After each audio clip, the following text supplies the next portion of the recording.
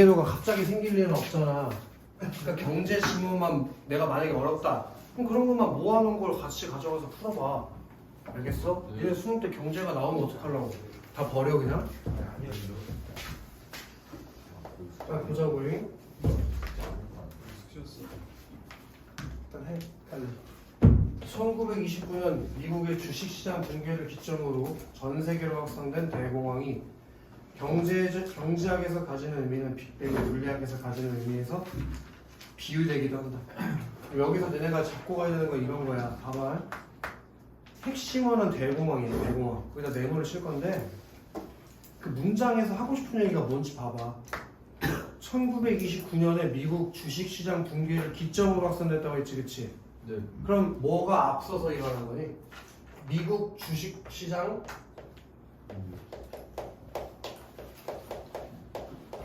붕괴가 먼저야. 그리고 나서 일어난 게 뭐라고? 대공황이라고. 이런 걸 거꾸로 장난질 치는 문제들이 가끔씩 나와. 대공황이 일어나고 나서 주식시장이 붕괴되고 있다. 잘못된 거잖아. 앞뒤 인과관계가 다르니까. 이해돼? 뭐가 앞이고 뭐가 뒤고 뭐가 원인이고 뭐가 결과인지 명확하게 봐. 자, 산업혁명 이후에 서구 경제는 여러 차례 경기 침체를 경험했지만 대공황은 불황 정도가 유례없이 깊고 오랜 기간 지속되었다는 점에서 이전의 경기 침체와는 구별된다. 그럼 이게 돼야겠네. 요 대공황이랑 이전의 경기 침체는 어떻대, 강민아? 강민이 어디 갔나? 네. 대공황이랑 그 이전에 있었던 경기 침체는 다르다며. 맞지? 네. 어떤 점이 다른데? 구별돼요. 뭐야? 뭐가 구별되는데? 오랜 기간 지속. 오랜 기간 지속되고 또 노래가 뭐? 유례 없이 깊다고 이 씨배. 네. 유례 없이 깊고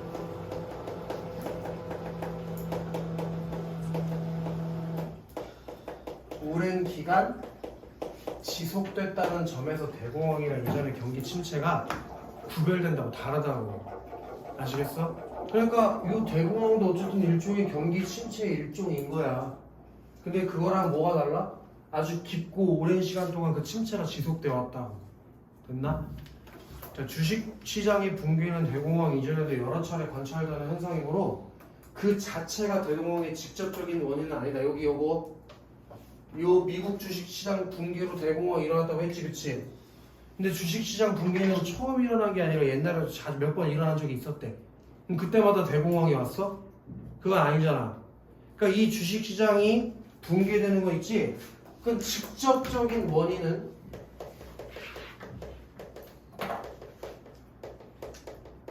아니다. 맞지? 그리고 대공황의 전개 및 회복 과정에 대해서 대부분의 학자들이 동의하고 있다. 대부분 이건 동의해. 이거. 미국의 주식시장이 붕괴돼서 대공황이 일어난 거는 원인이 될 수는 있지만 그게 직접적인 이유는 아니다라는 걸 어느 정도 학자들은 다 동의했대. 자, 주식시장 붕괴에 이은 은행 파산과 디플레이션 그리고 보호무역주의 대두에 따른 국제교역의 감소 등의 연쇄적인 과정을 거쳤대. 다시 이렇게 돼야 되는 거네. 이렇게 돼야 되는 거네. 요게 정리가 돼야 돼. 요게 정리가 돼야 돼. 주식시장이 붕괴돼. 그럼 동준아 어떻게 되는데? 은행이 파산해. 그리고 디플레이션이 일어나. 그리고 보호무역주의의 등장. 보호무역주의의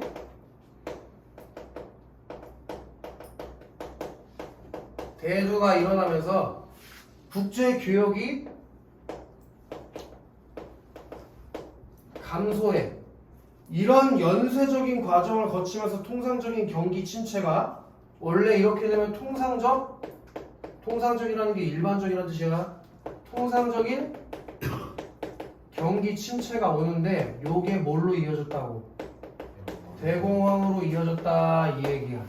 주식시장이 무너지면서 은행이 파산해버려. 오케이? 그렇게 해서 뭐 정확하게 뭔지 몰라도 디플레이션이 일어나고 그래서 우리나라 무역을 보호하기 위한 보호무역이 될 텐데 그렇게 되면서 국제적으로 수출 수입이 많이 떨어져. 다 보호무역을 하니까. 그러면 자연스럽게 경기 침체가 되는데 아까 대공황이라는 게 뭐라고 그랬냐? 깊고 오랜 기간 지속되는 경기 침체라며. 그럼 이 통상적인 경기 침체가 깊고 오래 지속되면 그게 대공황이 되는 거 아니야? 이런 과정을 통해서 대공황이 일어나게 됐다고. 연쇄적으로. 이해해서 김강민 씨? 네. 자, 그럼 아까 전에 김강민 씨, 네.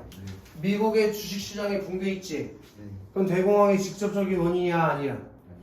그러면 뭐가 원인인지를 알고 싶을 거 아니야? 왜 대공황이 일어나는지, 그치? 네. 그 대공황의 원인과 관련해서도 세계 1차 대전 이후에 경제 구조의 불안정성과 경제 정책 실패가 대공황을 초래했다는 것은 어느 정도 합의가 됐대. 오! 그럼 이제 대공황의 원인으로 지목된 게 두 가지가 나온 거네, 그치? 맞아, 형주? 네. 뭐냐? 1차 세계 경제 구조의 불안정성. 그리고 두 번째로 뭐래? 경제 정책 실패.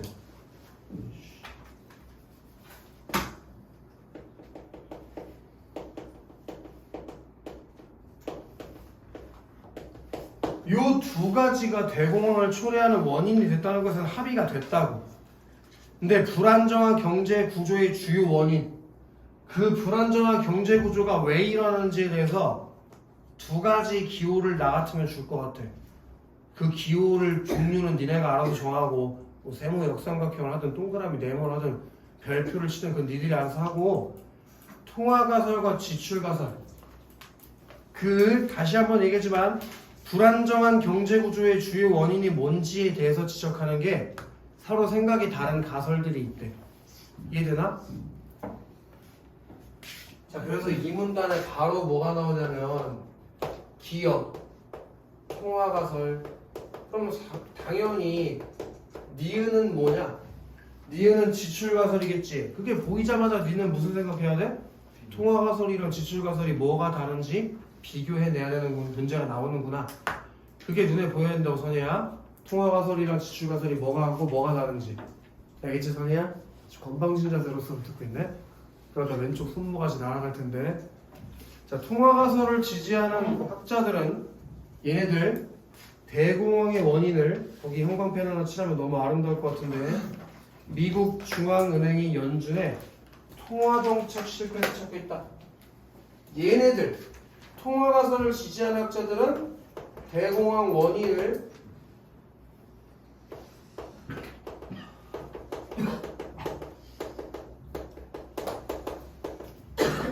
요걸로 인지했대. 통화정책 실패, 통화는 뭔지 모르겠으면 그냥 돈이라고 생각해. 돈에 대한 정책을 펼치는 걸 실패해서 대공황이 생겼다고 생각했대. 동준아, 됐냐? 동준아, 연준은 미국의 중앙은행이야. 뭐 연합 어쩌고인 것 같아. 그럼 우리나라 중앙은행은 뭐예요? 서울은행. 우리나라의 서울은행이라는 한국은행. 한국은행이지, 그치? 몰라서 왜 그런 거 말아서 뭐하네, 동준아, 그치? 나중에 돈 다 날리면 되지 뭐. 왜 자꾸 사무소하라고 저기 저주를 10세야. 어디까지 얘기했냐? 1920년대 중반까지 공개시장에서 국채 매입을 통해서 통화량을 확대함에 따라 주식시장으로 자금이 유입되었고, 여기 통화량이 확대됐다는 건 무슨 얘기냐면, 그래, 이거 니네 머릿속에 넣어라. 지금 써주는 거 배경 지식으로 머릿속에 넣어. 이거랑 똑같은 지문이 아니라도 경제에 관련 지문이 나오잖아? 그럼 많이 물어보는 개념이야. 통화량이 확대되면,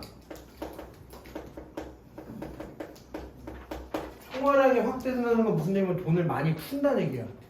여러 가지 요인이 있겠지. 예를 들어서 수출을 많이 하면 돈이 늘어나고 그런 식인 거야. 이해돼? 통화량이 많아진다는 건 돈의 수요가 돈이 엄청 많아졌다는 얘기야. 그럼 그 얘기는 통화 가치는 어떻게 될까? 맞아요.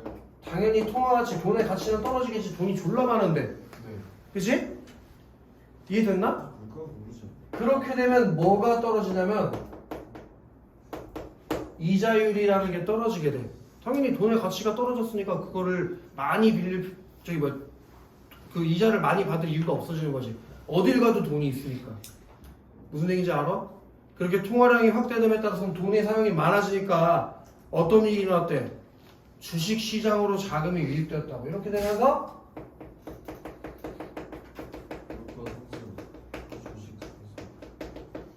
주식시장으로 돈이 들어갔대. 돈이 많아지면서.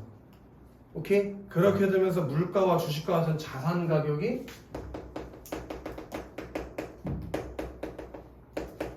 상승하게 됐다. 이해됐나? 여기까지 문제 없지, 그치? 근데 여기서 내가 좀 너네한테 뭐 얘기해주고 싶은 건 이 뒷부분은 어차피 몰라도 상관없어. 이거에 대해서는 잘 물어보지 않아. 근데 여기 있지, 여기. 통화량과 이자율의 관계. 이거는 다른 질문에서도 굉장히 자주 물어보는 개념이거든? 외우고 있어도 좋아. 오케이?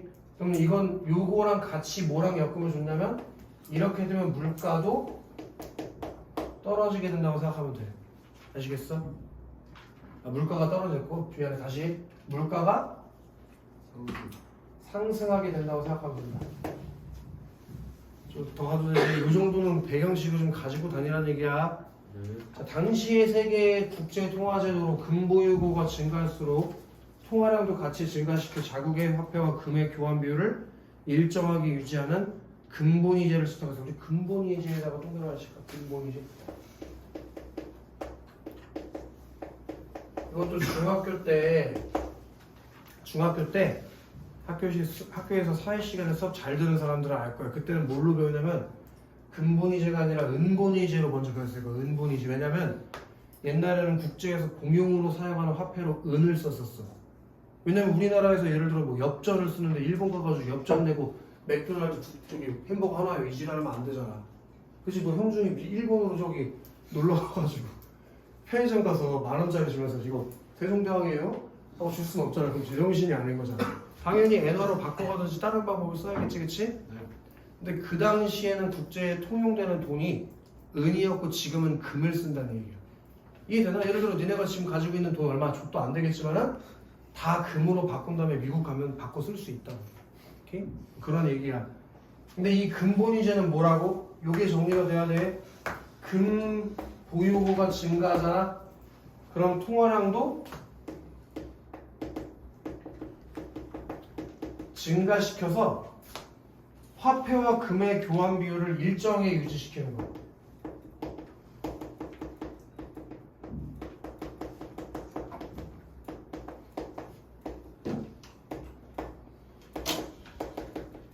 이렇게 하기로 우리가 약속한 게 근본이제야. 오케이? 그럼 형중아, 예를 들어 만약에 금의 양이 떨어지면 어떻게 해야 돼? 통화량을 줄여야겠지, 그치? 돈을 적게 뽑는다든지 돈을 어디서 회수한다든지 해야 될 거 아니야. 그지? 자, 이때 수출이 이제부터 중요한 거야. 지금부터가 중요한 얘기가 아니라 배경식이고 지금부터가 중요한 얘기가 나와. 수출이 증가했단 말이지. 그럼 해외에서 지속적으로 금이 유입되기 때문에 금 보유고가 증가했어. 오케이? 네. 자, 봐봐. 그럼 이제 봐봐. 원래 금 보유고가 증가하면 통화량을 어떻게 될까? 늘려야지 통상적으로 맞겠지, 그치? 금 본위제를 선택하고 있는 나라는 금이 많아지면 통화량도 많이 늘리라고 했잖아. 그치? 근데 여기서 잘 봐야 돼. 그럼에도 불구하고 주식시장이 과열을 진정시키기 위해서 연준이 공개시장을 통해 국채를 매각하는 긴축 통화 정책.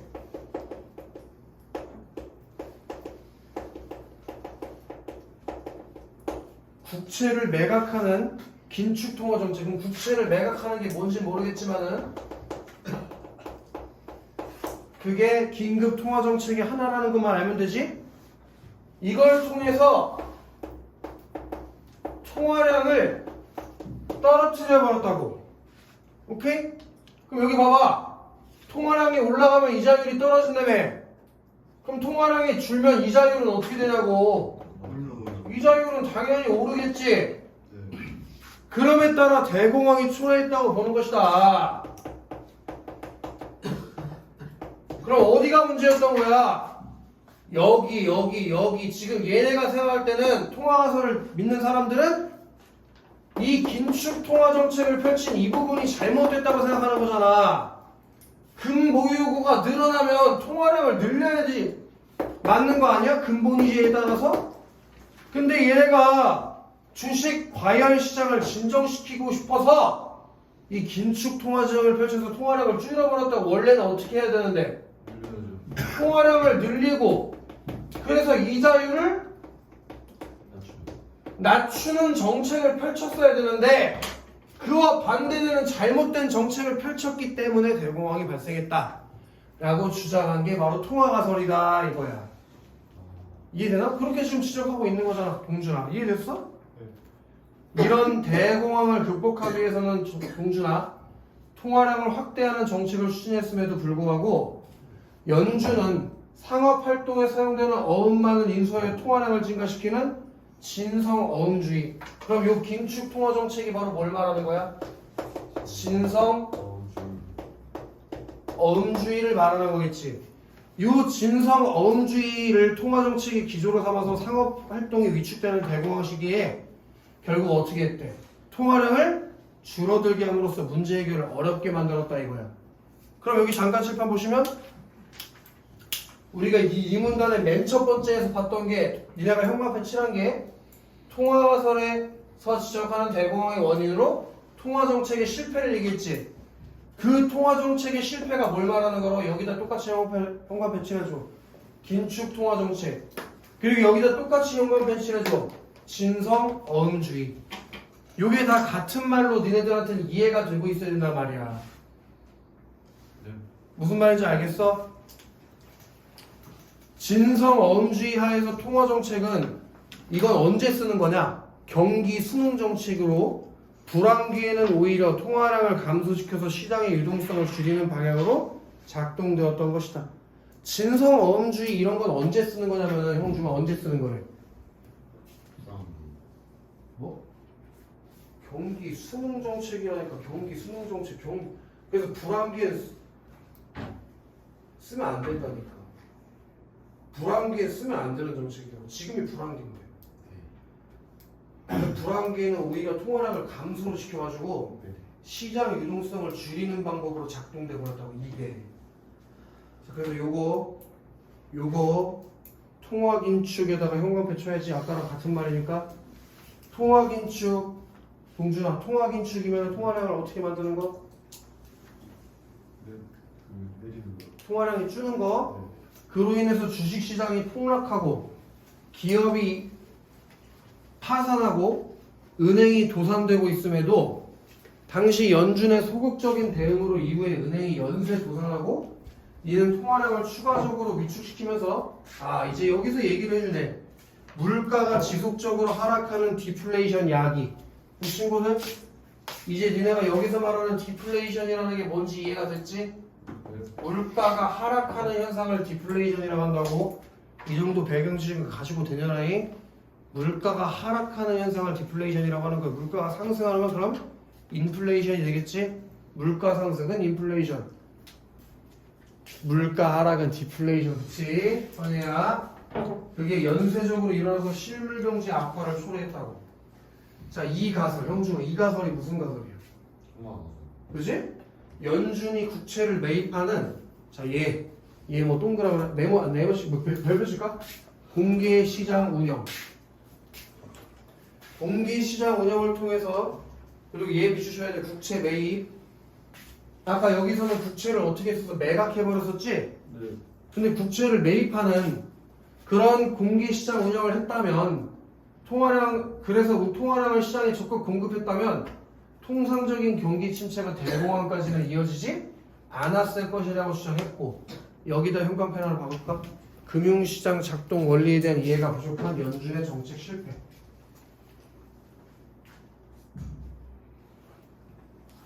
그게 바로 얘네가 지적한 뭐라고? 대공황의 근본적인 원인이다 이거야. 연준이 무슨 정책을 실패했지? 네? 연준이 실패한 정책이 뭐지? 그 어. 그 주체를 매각하는. 이게 통화정책이지. 통화정책 그거 진성어음주의라고 했어요. 네. 긴축 통화정책. 그, 원래 통화량을 어떻게 해야 됐어? 네? 통화량을 어떻게 해야 됐었는데? 늘렸어요 좀. 근데 어떻게 했어? 감소시켰어요. 왜? 왜 병신이야 얘네? 왜 감소시켰어? 얘네요? 응. 그 얘네 이거 진정하려고. 주식 과열 시장을 진정시키고 싶어가지고 통화량을 줄였는데 그게 뭐까지 이어져버렸다고? 디플레이션. 대공황까지 대공황. 이어지겠다고 알겠어? 네. 자, 그 다음에 3분단 가서 한편 강민아 한편 얘 네모차 지출가설. 그럼 이제부터 강민아 지출가설 읽으면서 통화가설이랑 뭐 하면서 읽어야 돼? 요. 비교하면서 읽어야 되는 거 이제 상식인 거야. 지출가설을 지지하는 학자들은 여기다 형광펜 개 박아야 돼요. 주식시장 붕괴에 따른 내구재에 대한 소비 감소가 미국 대공황의 원인이라고 주장한다.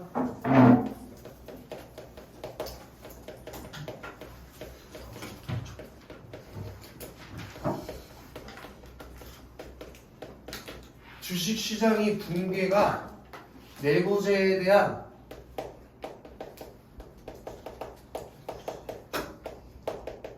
소비 감소를 불러일으켜서 이게 미국의 대공황을 불러일으켰다고 했으니 여기 잠깐 칠판 보시면 통화가설은 통화 정책의 실패를 대공황의 원인으로 본 거지. 근데 지출가설은 내구재 소비 감소 이거를 대공황이 일어난 원인으로 봤다 이거야. 야 소비를 안 하면은 지출이 어떻게 되나? 줄겠지. 아무도 안 사주는데 어떻게 지출이 늘어? 그럼 얘 이름 졸려서네요. 깨워줘. 왜 얘 이름이 지출가설인지 알겠어 친구들? 네. 소비를 안 하니까 아무도 물건을 안 살 거 아니야. 근데 그럼 왜 소비가 줄었어? 주식시장이 붕괴돼서. 그렇게 지적한 게 지출가설의 생각이란 말이야. 그럼 이게 다르잖아, 그치? 동준아. 네. 동준아. 네. 미국은 세계 1차 세계대전 당시에 유럽의 군수 물자를 전쟁 물자를 판매함으로써 엄청난 부를 수축하는 한편 설비 투자를 지속적으로 확대해 나갔대. 자, 동준아. 미국 있지, 미국? 전쟁 때 돈을 엄청 축적했어. 그래서 설비에 대해서 어떻게 했다고? 투자를 지속적으로 확대시켜. 설비 투자가 점점 많아졌지, 그치? 자, 그래서 1920년대 말에 미국 경제가 심각한 과잉 설비 상태에 처해지면서 자, 이렇게 설비 투자를 졸라 많이 하다 보니까 과잉 설비 투자가 이루어진 거야. 설비가 뭐 예를 들어 100개만 있으면 되는데 투자를 하도 해가지고 200개까지 돼버렸어. 어? 그럼 노는 설비들이 막 생길 거 아니야? 그치 강민아? 네. 그렇게 되면서 강민아 투자 기회가 소진되면서 이제 실물 투자보다 뭐에 대해서 투자를 많이 하게 됐다고. 주식과 같은 금융자산에 대한 투자가 활발하게 진행되었대. 이제는 실물 투자 안 해. 실물 투자보다 금융자산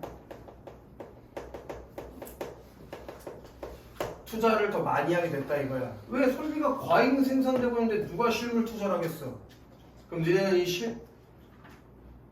실물 투자라는 말이랑 설비 투자라는 말이 같은 말이라는 걸 이해하고 가야지. 그치 재연? 네. 더 가도 되지 재연? 네. 자, 이런 상황에서 시장에 내재적 불안정성에 따른 예기치 못한 요인으로 주식시장이 붕괴돼 버렸다. 지금 금융자산 주식에다 투자 졸라 했는데 예상치 못한 내재적인 불안정성으로 인해서 주식시장이 예상치도 못하게 붕괴돼 버렸어. 어? 그럼 동준아, 예를 들어 너가 지금까지 막 열심히 노동해서 1억 정도 벌어가지고 이걸 뭘 할까 고민하다가 삼전을 산 거야. 1억을 다 때려박아 삼전을. 근데 갑자기 어느 날 삼성전자가 예상치 못하게 무너져 버렸네. 그래서 네 1억짜리 주식이 다 휴지 조각이 돼버렸어. 그걸 쓸 데가 없어진 거야. 그럼 너 바로 한강물로 가서 빠지는 거야 이제. 그래서 그런 사람들이 진짜 있었다니까. 이 대공황 때 가지고 있는 주식이 다 휴지가 돼가지고 그거 유명한 사진 못 봤어? 우리나라 IMF 때 그 주식 채권 있지?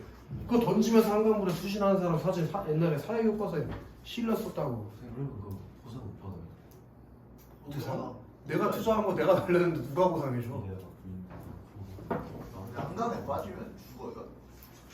왜 죽어? 다음 주에 빠져볼래 너? 수영에서 올라도 되는 거 아니야? 한강 다리에서 한번 떨어져 봐. 한강 있잖아. 말이 쉽지. 니네가 생각할 때는 되게 우리나라에 있어가지고 족밥 같은 강처럼 생각할 수 있는데 아주 깊고 넓어. 니네가 그 드러나 봤을 법한 강들 있잖아. 뭐 예를 들면 프랑스에 있는 센강 같은 거. 거기보다 한강이 훨씬 깊고 넓은 강이야. 수영을 못 하나? 야 너 다음 주에 한번 한강에서 만나자. 너 죽나 안 죽나 한번 해보게. 재밌겠다. 자 어쨌든 이렇게 되면서 미래 소득에 대한 불확실성이 증가했대. 미래 소득에 대한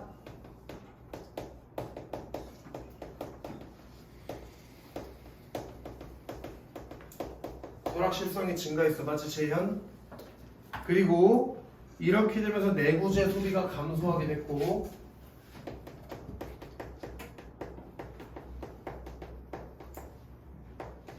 오케이? 내구재라는 게 이제 슬슬 뭔지 궁금해지기 시작할 텐데 어떤 물건 같은 거라고 이해하면 돼. 우리가 필요해서 사는 물건 같은 거. 근데 미래에 내가 돈을 얼마 벌지 모르는데 어떻게 소비를 마구잡이로 해? 그치? 그러면서 기업에 생산된 제품이 재고로 남자.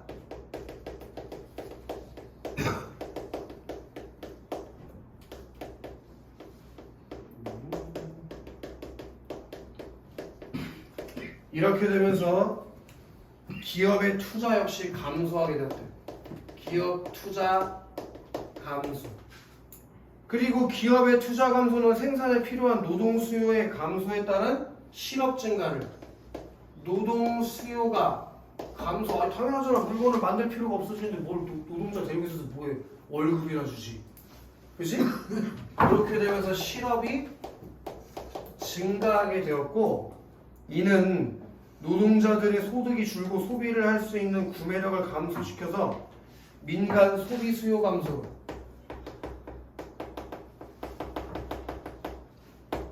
이어지게 됐고 소비 수요 감소는 디플레이션과 아까 디플레이션이 뭐라고 했지 기억나 동준? 네. 뭐였어? 떨어지는 거요. 물가가 떨어지는 거 그리고 기업 파산을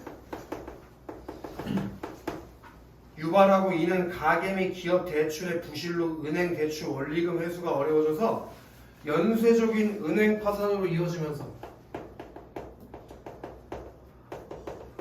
이 과정이 대공황까지 이루어지게 됐다. 여기 칠판 볼까?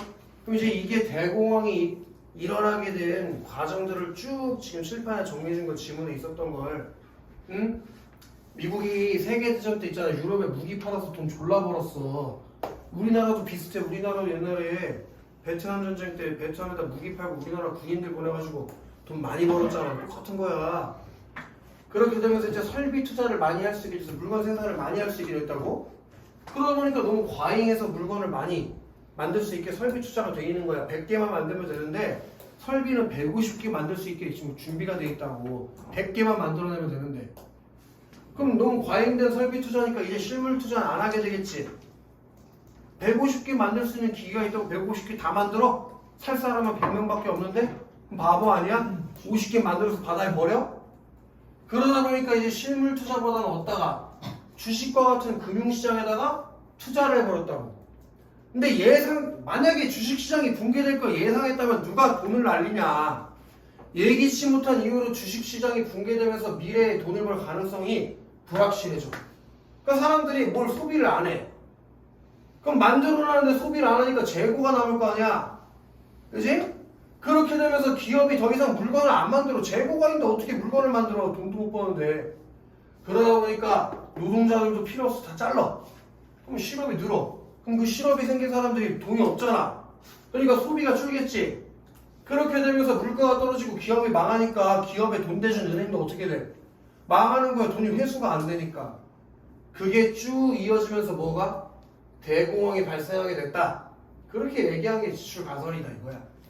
이해됐나? 충분히 이해가 되는 얘기지. 당연한 얘기들이잖아. 그치 형중?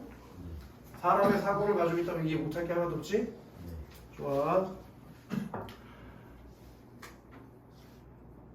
자, 이 가설에서는 미국에서 발생한 대공황이 전 세계로 확산된 원인, 이거 조심해야 돼. 대공황의 원인이 아니야. 전 세계로 확산된 원인이야. 네. 이 대공황이 전 세계로 확산된 원인. 표시를 좀 해줘야겠지? 그걸 근본이제로 들고 있대. 이거 착각하지 마. 여기서 얘기했던 대공황의 원인이랑 미국의 대공황이 세계로 확산된 건 다르게 지적하고 있는 거야. 자, 대공황 발생 이후에 미국은 보호무역을 통해서, 자, 봐봐, 칠판 봐봐. 이 얘기를, 이 1문단에서 요 얘기를 아마 이것 때문에 하고 싶었을 거야. 보호무역 대두. 지금 니네가 읽은 데도 보호무역 대두 써있잖아. 보호무역이 되면 국제적인 교역이 떨어지게 된다니까. 그 얘기를 해주고 싶어서 앞에 1문단에서 그걸 썼을 거야. 선생님 계속 가볼게. 그렇게 보호무역을 통해서 해외로부터 수입을 줄여. 얘네 미국 있지?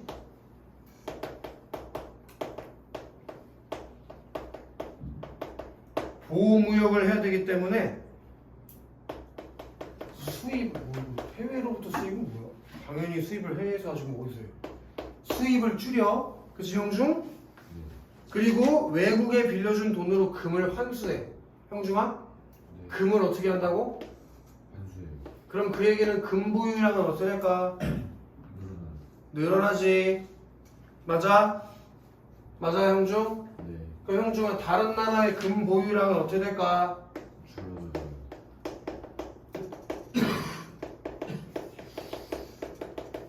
줄겠지. 미국의 금 보유량이 늘었으니까. 맞아? 네. 근데 니네들 아까 근본이제가 뭐라 그랬냐? 금을 보유하고 있는 만큼 비율로 통화량을 만든다고 했잖아. 그럼 금 보유량이 줄었다는 건 무슨 얘기야? 통화량도 죽었다. 줄어든다는 얘기지, 그치? 맞아? 네. 자, 통화량이 줄면은 이는 결국에 국내에서 뭘 유발한대? 이렇게 되면서 디플레이션, 물가가 떨어지고 그 다음에 경기 침체가 일어나게 되면서 미국의 대공황이 전 세계로 전파되는 과정을 거치게 됐다. 요거 그럼 요거 봐봐. 야. 네. 다른 나라도 디플레이션에 걸려 대공황을 겪었다니까. 왜? 이 나라의 근보유량이 떨어져서 통화량이 떨어졌기 때문에 디플레이션이 일어나고 경기 침체가 일어났대. 잘 생각해봐. 만약에 근본이제를 안 썼다면, 우리나라의 근보유량이 떨어져도 통화량을 가만히 그대로 뒀다면, 그럼 디플레이션이 일어났을까? 그러니까 근본이제가 문제였다 이거야. 근본이제가 없으면 통화량 그냥 가만히 냅둬도 되잖아. 그럼 얘네 나라에는 대공황이 안 영향을 줬을 거란 얘기야. 지출 가설에서. 이해되나 안녕? 확실해? 지금 이 지문 정도 이해 안 되면 나중에 수능에 나오는 경제 지문은 더 어려워. 요건 쉽게 이해해야지. 그치 재현? 당연하죠. 우리 재현이는 벌써 이미 다 이해했잖아. 그럼 벌써 표정이 하고 있잖아. 또 가도 되지? 자, 이들은 대공황의 원인이 결국 여기 형광펜 때릴 건데 민간의 소비 수요 감소. 자, 여기. 이 많은 과정 중에서 뭐가 대공황의 원인이라고? 민간 소비 수요 감소. 그리고 다시 봐봐, 여기 봐봐. 아까 지출 가설이 생각한 대공황의 원인이 뭐라고 했지? 내구재에 대한 소비 감소라고 했지. 네. 그럼 니네는 이제 내구재에 대한 소비 감소랑 뭐랑 같은 말이라고 생각하면 돼. 민간 소비수. 이거의 두 개가 같은 말이라는 게 지금 이해가 됐어야 되는 내용이라는 거야. 그게 돼야 돼. 그래서 정부가 적자 재정을 통해서 민간 수요를 진작하고 인플레이션을 유발하는, 여기 밑줄 하실 거예요. 팽창적인 재정 정책을 실시. 그렇게 저기 누구시도? 강민아. 민간의 소비 수요가 떨어지는 게 대공황의 원인이라면 강민아 민간의 소비 수요를 어떻게 하면 돼? 늘리면 되지. 네. 어떻게? 지문에서 말한 대로 어떻게? 팽창적인 실시.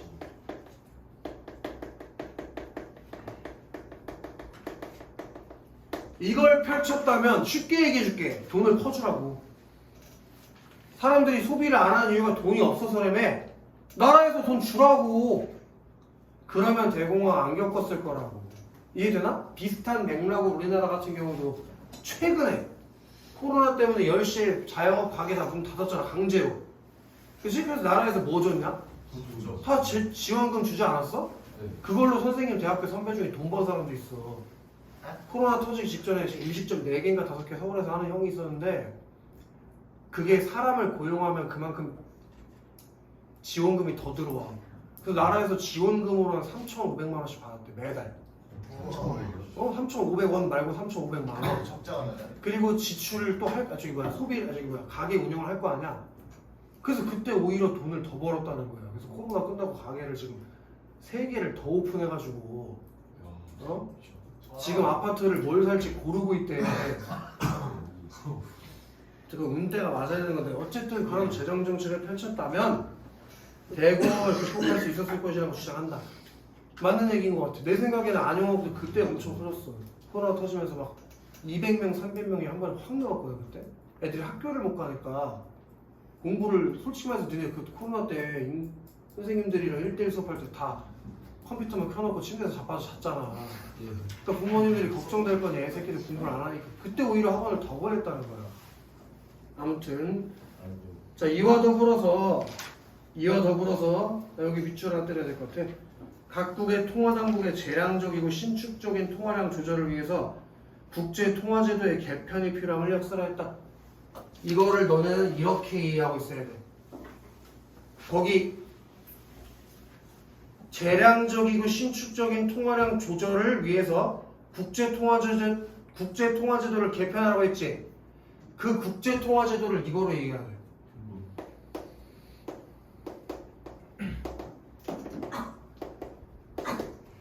그게 바로 근본이제야.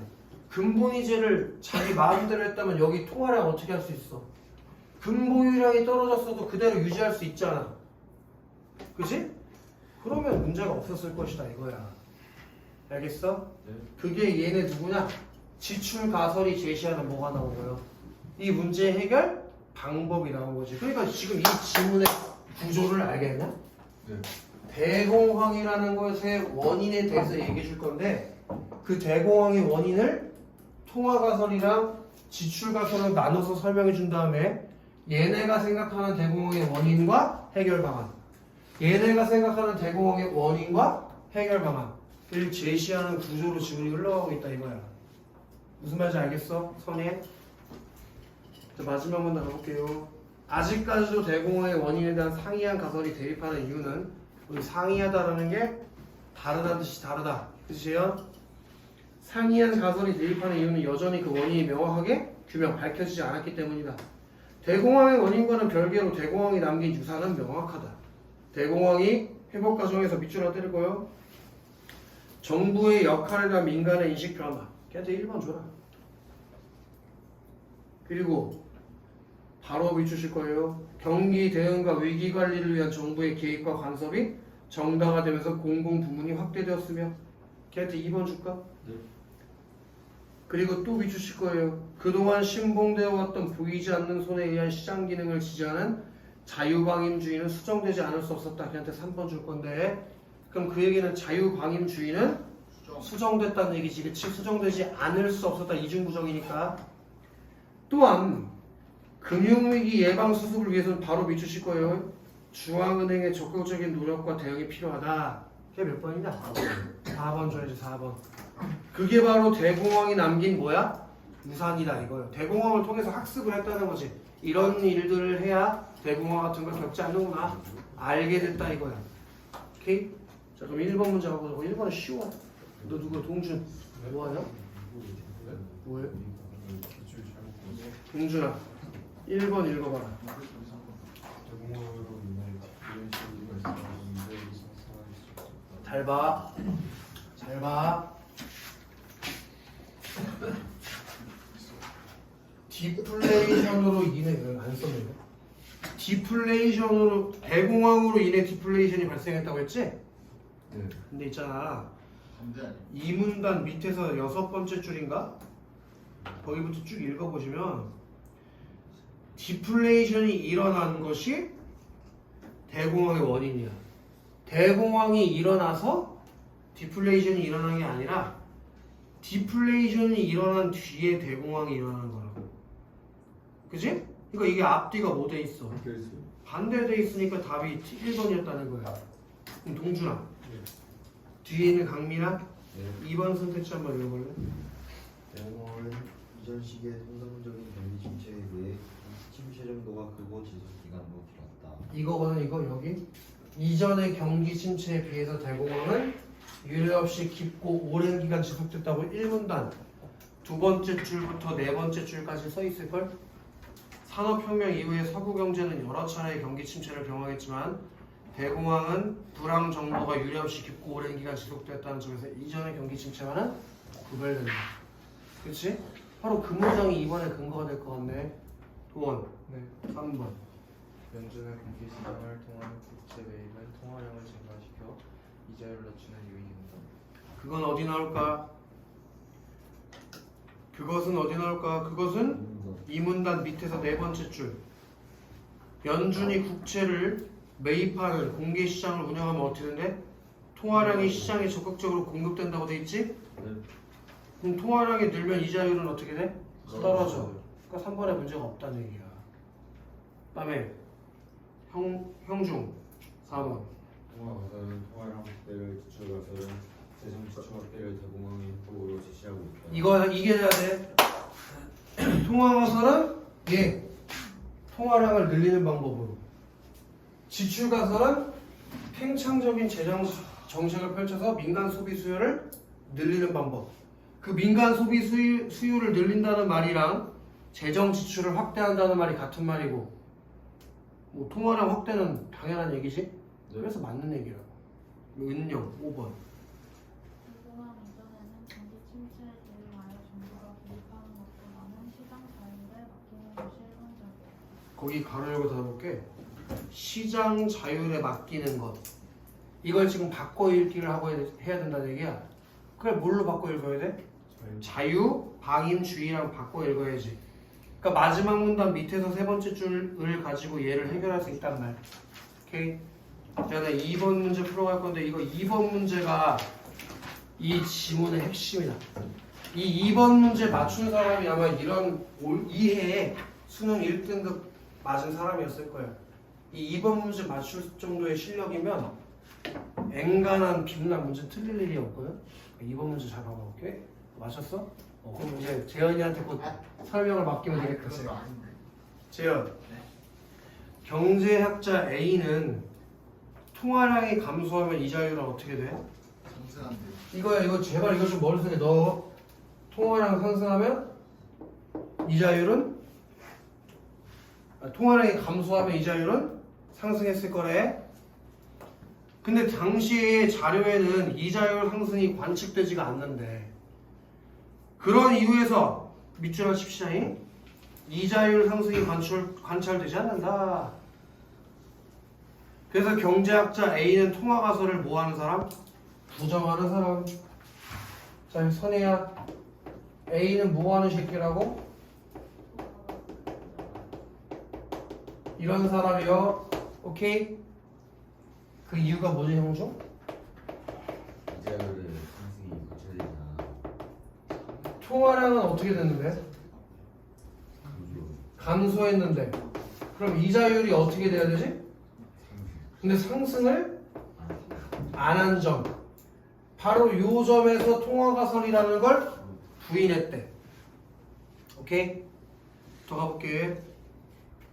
자, 그런 견해를 제시하면서 경제 변수를 이해하는 데 명목 변수와 실질 변수를 명확하게 구별해야 함을 강조했대.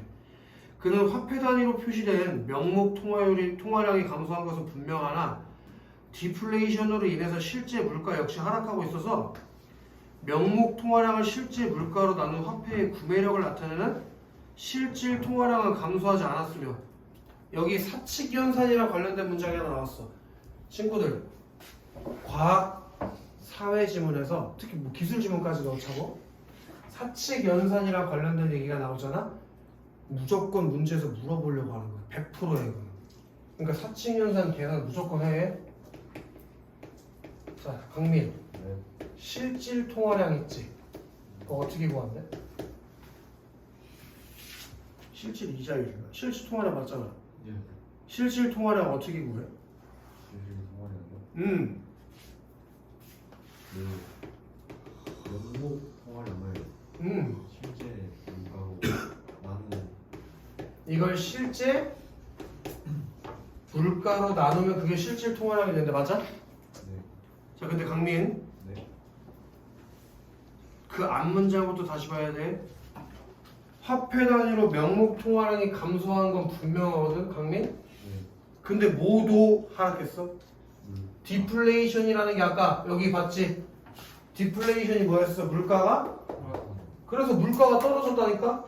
그럼 강민 네. 분자랑 분모랑 같이 떨어졌대. 네. 그럼 결과값의 변화가 없습니다. 아무것도 없을 수 있겠지? 네. 강민 네. 원래대로라면 통화량이 떨어져야 이자율이 오르는 거 아니야? 네. 근데 통화량의 변화가 없는데 이자율은 변해? 아니요. 그러니까 실질 통화량이 안 변했기 때문에 자연스럽게 실질 이자율도 변하지 않았을 것이다 이거야. 오케이? 그렇게 얘 경제학자 A가 통화가설을 부정하는 이유가 뭐라고? 이자율이 안 변했다고. 왜? 실질 통화량이 변한 건 아니거든. 니들이 얘기한 통화량 감소는 명목 통화량이 떨어진 거고 실질 통화량은 안 변했어. 그래서 실질 이자율도 안 변했을걸? 통화량이 떨어졌지만 이자율은 안 변했는데 근데 니네가 지적한 그런 통화가설로 인한 경제 대공화가 잘못된 거야 라고 지적했대. 이해됐냐 이거? 네. 자, 그러나부터 잘 봐야 돼. 이제부터가 진짜야. 여기까지 뭐 개나 소나 다 이해하는 거고 여기부터가 진짜야. 그러나 여기서 계산된 실질 이자율은 얘 이거 있지? 얘 경제학자 A가 지금 얘기한 이 실질 이자율 이거는 사후적 실질 이자율이라는 걸로 계산한 거야. 그리고 사후적 실질 이자율을 계산하는 방법도 지금 나왔어. 뭐야? 사후적 실질 이자율 명목 이자율에서 실제 인플레이션율을 차감. 그럼 어떻게 계산하는 거야? 명목 이자율 빼기 실제 인플레이션율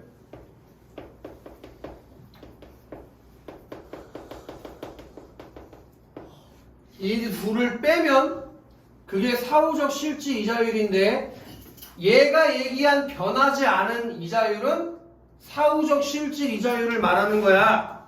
네. 그걸로써 실물 경제에서 투자와 소득을 실제로 결정하는 건 사전적 실질 이자율이기 때문에 네가 변하지 않았다고 말한 그 실질 이자율 계산은 잘못된 거야. 실제로는 이자율이 올랐어. 네가 지금 말하고 있는 실질 이자율은 사후적 실질 이자율이고 우리가 실물 경제에서 투자와 소득을 실제로 결정하는 건 사전적 실질 이자율이기 때문에 이걸 따져볼 때 얘로 따져보는 게 아니라 뭘로 따져봐야 된다고? 사전적 실질 이자율로 따져봐야 돼. 그 사전적 실질 이자율이 뭔지 그럼 정리가 돼야겠네.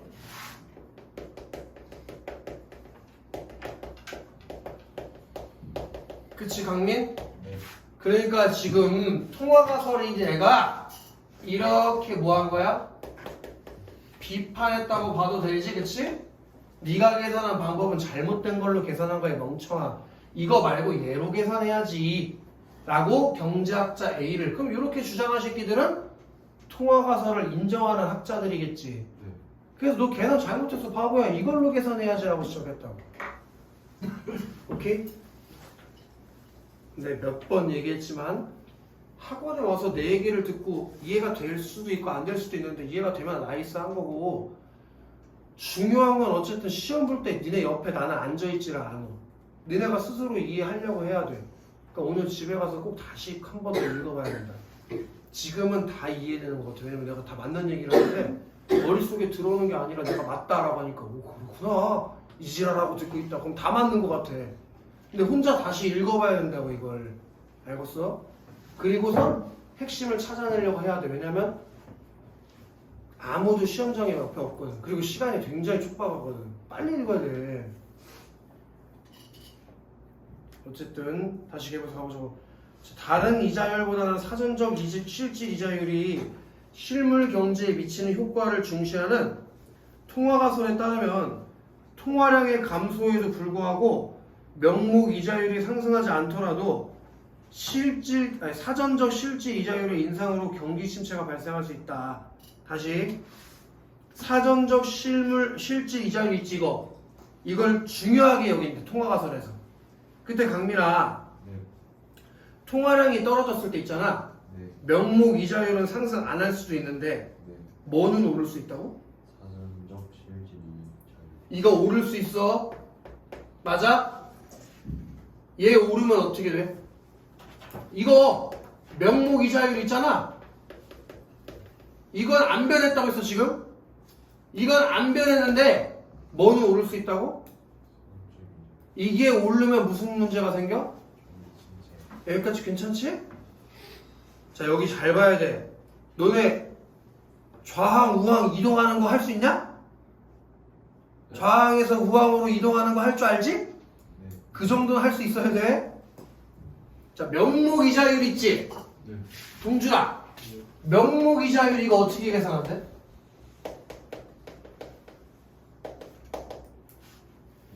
사전적 실질 이자율의 기대 인플레이션 뭐?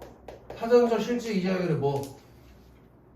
기대 인플레이션율을 구한 것. 미래에 예상되는 기대 인플레이션율 더한 거 맞지? 여기서 이제 이 새끼가 아주 재수없게 고단수를 했어. 야, 얘가 알고 싶은 거 있잖아. 명목 이자율을 알고 싶은 게 아니야. 얘가 알고 싶은 건 뭐야? 이게 알고 싶은 거거든 이거? 그치? 그럼 얘만 남기려면 얘를 어떻게 하면 돼? 이쪽으로 넘기면 되는 거 아니야? 그 정도 할 수 있지. 그치? 이거는 그치? 네. 그럼 명목 이자율에다가 뭐 하면 사전적 실질 이자율이 나오는 거예요? 기대 인플레이션율을 빼야 돼요. 빼면 그게 사전적 실질 이자율이라고. 이렇게 사전적 실질 이자율을 계산하는 방법이랑 사후적 실질 이자율을 계산하는 방법이 다르단 말이야. 근데 저기 누구냐 이거 통화가설을 주장하는 사람들은 뭐가 중요하다고 생각했다고? 그 중에서 사전적 실질 이자율로 계산하는 게 중요하다고 생각했다니까. 오케이? 그리고 뭐라고 했지? 야 명목 이자율 있지. 명목 이자율 잘 생각해봐. 명목 이자율이 변하지 않았다고 했다? 근데 어떻게 사전적 실질 이자율이 증가할까? 명목 이자율이 안 변해. 작아져야죠. 이게 작아져? 그러니까 그럼 떨어지지 않나? 얘가 음수가 돼야지. 얘가 음수가 되면 음수 만나면 뭐 돼? 플러스. 양수돼서 그럼 사전적 실질 이자율이 느는 거 아니야?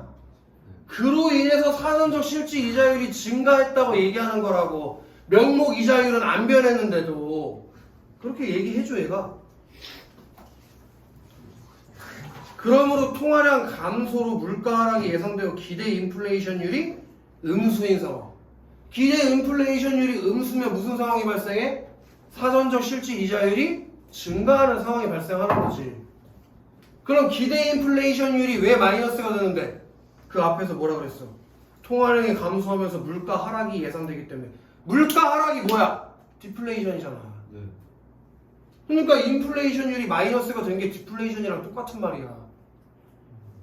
즉 디플레이션이 예상되는 경우에는 사전적 실질 이자율은 명목 이자율을 상회하게 된다. 다시 이렇게 되면 어떻게 된다고? 사전적 실질 이자율이 명목 이자율을 상회하게 된다고. 다 똑같은 얘기 계속 하는 거야 이게. 오케이, 당연히 상회할 수밖에 없지. 명목 이자율은 안 변했고 기대 인플레이션율은 음수가 되면서 얘는 증가했으니까. 사전적 실질 이자율의 상승은 투자를 줄여 생산 및 소득의 감소를 가져오며 그 결과 경기 침체를 초래한다. 따라서 통화가서 성립 여부를 확인하기 위해서 실질 통화량이 아니라 뭘 측정하는 게 중요하다고? 기대 인플레이션. 이거 얘가 음수가 되는지 양수가 되는지 따져보는 게 중요하다라고 얘기한 거야. 오케이? 근데 이게 지금 내가 말해줬을 때는 아 하고 다 이해가 된다고. 근데 수능 시험장에서 내가 옆에서 야 이 병신아 여기가 음수라니까 라고 말해주냐는 거야. 그렇지 않잖아. 그럼 니네가 스스로 읽고 판단할 수 있어야 된다고. 동준 1번 한번 해봐. 통화가설이 성립하기 위해서는 명목 이자율 상승이 필수적인 것이다. 진짜야? 명목 이자율은 안 변하고 사전적 실질 이자율이 증가하면 경기 침체가 일어난다고 얘기한 게 통화가설 아니야? 네. 그럼 여기 명목 이자율을 지워버리고 뭘로 바꿔야 돼? 사전적 실질 이자율 상승으로 바꿔야지. 그러니까 적절하지가 않지. 자, 2번 선택지 잘 봐야 돼. 통화가설을 지지하는 학자들은 대공황 당시에는 기대 인플레이션율이 실제 인플레이션율을 상회하였을 것이라고 주장했다. 진짜야? 기대 인플레이션율이 실제 인플레이션보다 상회했다고 주장을 해. 근데 사회가 뭐예요? 더 높다고, 더 크다고 주장했다고. 진짜야? 이거 실제 인플레이션율이 기대 인플레이션율보다 기대 인플레이션율이 실제 인플레이션을 상회했다고 해? 기대 인플레이션은 뭐가 나와야 되는데? 통화가설을 지지하는 학자들은 음수가 나와야 되는데 뭔 말인지 알겠어? 네. 그리고 실제로 사전 실질 이자율이 사후적 실질 이자율보다 더 커야 돼. 대공황이 일어났다고 했을 때.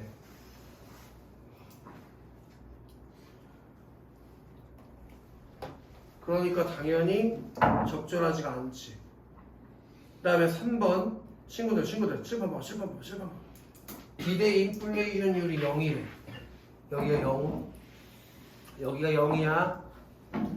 그러면 명목 이자율이 떨어져. 여기가 0이니까 그럼 여기 생각하면 안 되네.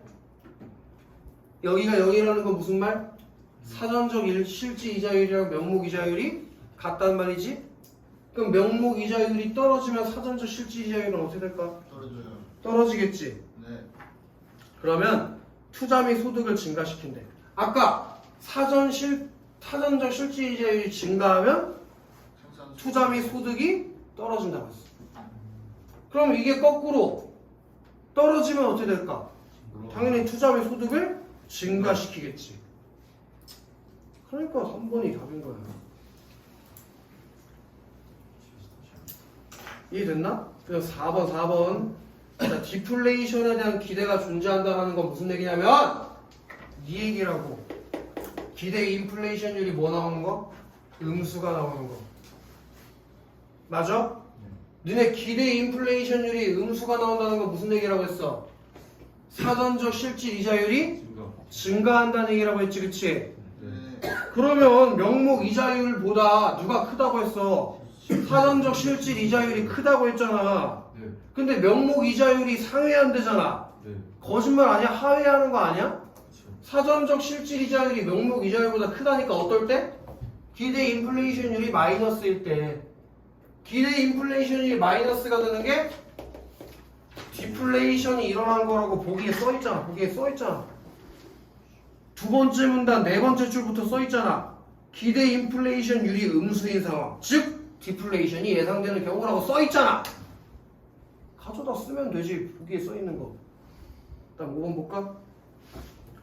경제학자 A의 주장이 타당하려면 대공황 당시의 명목이자율 상승폭이 기대 인플레이션율의 상승폭과 같거나 그보다 커야 한다고 했는데 이거는 대공황 당시의 명목이자율 상승폭이 기대 인플레이션 상승폭보다 같거나 작아야지 얘가 말에 타당하려면.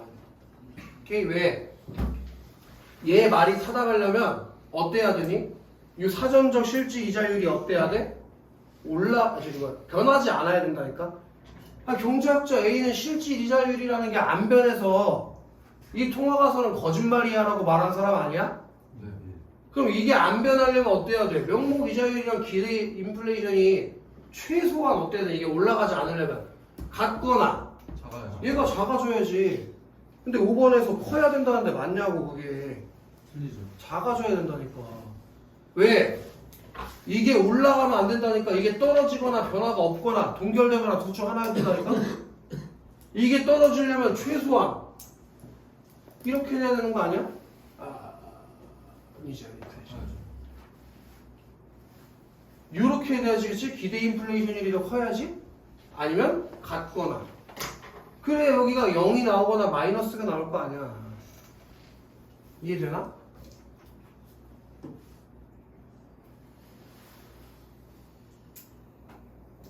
그 다음에 3번 문제 풀어봤는데 왜 3번인지 알겠어? 네.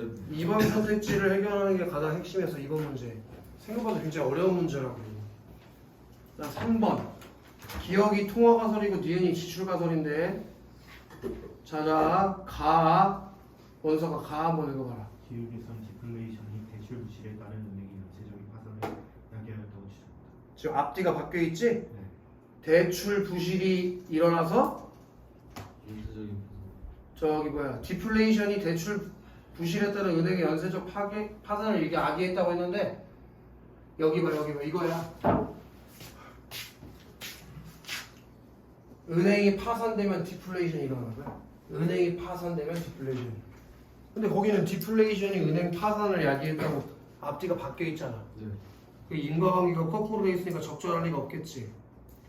그 다음에 니은에서는 근본이제는 통화 당국의 통화량을 조절을 어렵게 함으로써 재량적인 통화 정책을 방해하는 요인으로 본다. 이거 아까 얘기했던 거. 얘 근본이제. 이게 여기서 말하고 있는 당국의 통화량 조절을 어렵게 하는 거 맞지? 네. 그래서 여기잖아. 이거 근본이량이 떨어지면서 통화량이 떨어져서 뭐가 생긴다고? 경기 침체가 생긴다고. 그걸 원인으로 지적하고 있는 거 맞잖아. 그 다음에 다 주식시장의 붕괴 원인을 뭘로 본다고? 기억은? 이거 통화정책 실패, 정책 실패. 그 다음에 니은 얘는 이거 내구재 소비 감소. 이 내구재 소비 감소 이거 왜 일어나는 거니? 시장 내부의 불안정성 때문에. 그러니까 답이 3번으로 가는 거지. 그리고 언제 기업이 근본이제가 미국의 디플레이션을 유발하는 요인이라고 언제 얘기했냐? 그런 말한 적 단 한 번도 없어. 그래서 답이 3번이었고 4번 같은 거는 이제 예를 들어 2, 3번 틀리는 거 그래도 내가 이해가 돼. 납득할 수 있어. 근데 1번하고 4번 틀린 새끼는 이거는 지금 아예 비문학의 기초가 잘못되어 있는 거야. 글을 안 읽었던지 글씨만 읽은 거야. 이해는 안 하고. 말이 안 되는 거지. 자, 1번에 3번이야. 대공원 이전의 경기 침체와 비교해서 어떤 차별성이 있냐? 이 차별성이 있다니까? 위해 없이 깊고 오랜 기간 지속됐다. 답할 수 있지? 2번 통화가설은 대공황을 극복하는 과정에서 어떤 통화정책이 걸림돌로 작용했다고 주장하는 거 이 아니야? 어떤 통화정책? 긴축통화정책, 신성, 어음주의. 이게 잘못됐다고 지적했잖아. 네. 그럼 4번 지출가설은 대공황 직전에 주식 투자가 활발하게 이루어진 원인을 뭐라고 생각하는가? 여기 있네. 과잉 설비 투자로 인해서 실물 투자보다 금융 자산의 투자를 많이 해서 주식 시장에 투자를 많이 했대잖아. 그럼 5번 지출가설에서 미국 대공황이 어떤 경로를 통해 국제적으로 확산된다. 여기네. 미국이 보호구역을 펼치면서 수입을 안 하고 모는 많아져. 금은 많아졌는데 그럼 다른 나라는 근보유량이 떨어지고 통화량이 떨어졌기 때문에 경기 침체가 발생했다. 다 답할 수 있잖아. 네. 근데 3번에 통화가설은 미국 대공황이 전 세계로 확산되는 경로를 어떻게 설명했냐? 통화가설에서는 그거에 대해서 설명한 적이 단 한 번도 없다 이거야. 오케이? 그래서 답이 3번이었다. 지금 요 지문이 길어서 시간이 좀 오래 걸린 거거든? 네. 그래서 다음 주에는 사회문화 4, 5 그리고 과학기술 타임도 4, 5요. 과학기술도 4, 5 이렇게 두 개 풀어봐. 사회문화 4, 5, 과학기술 4, 5.